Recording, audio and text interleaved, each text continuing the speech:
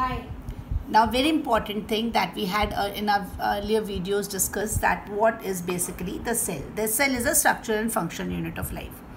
We had talked about the contributions and how this particular cell has given rise to all the hierarchy of organization, right?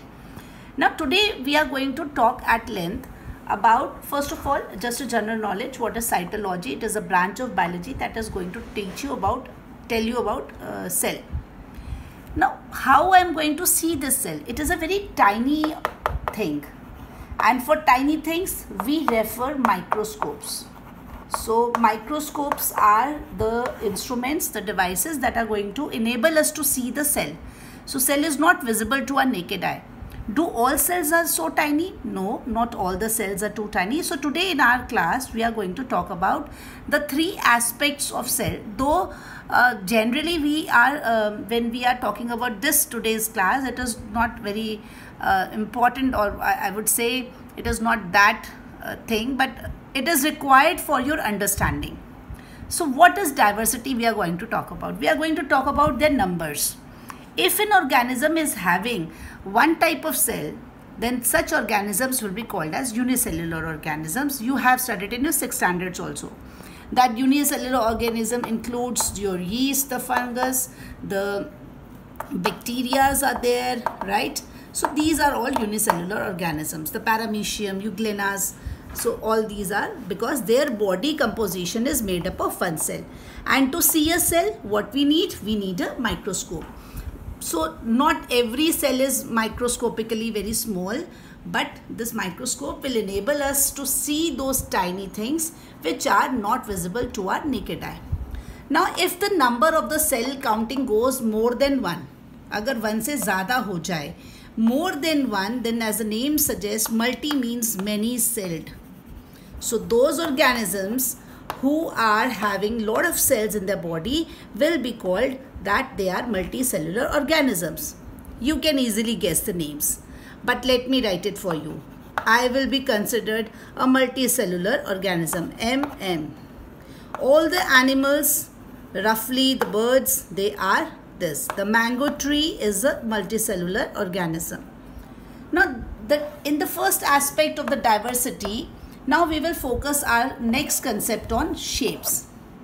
Do all the cells have the same shape? Definitely not. It has huge variety of shapes and the sizes. I cannot cover them all today in this class because later on when you will go ahead with the cytological classes, then you will get to know more detailed thing about the shapes and the size. But defining few. When I am talking about the human body, I can see a lot of muscle cells in our body, which we will study in 9 tissue chapter also. In our muscles also we have a lot of varieties, like the muscle cells present in our around the heart, cardiac muscle cardiac tissues, they will be different, and the muscles which are around the skeletal system, they will be different skeletal muscles, we call them. So all the shapes will be different. Sometimes it will be like spindle shaped, right? Sometimes it is with striations. So they are some different type of cells. Nerve cell is the longest one.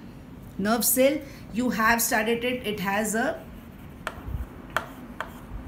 axon, the dendrite, and the cell body.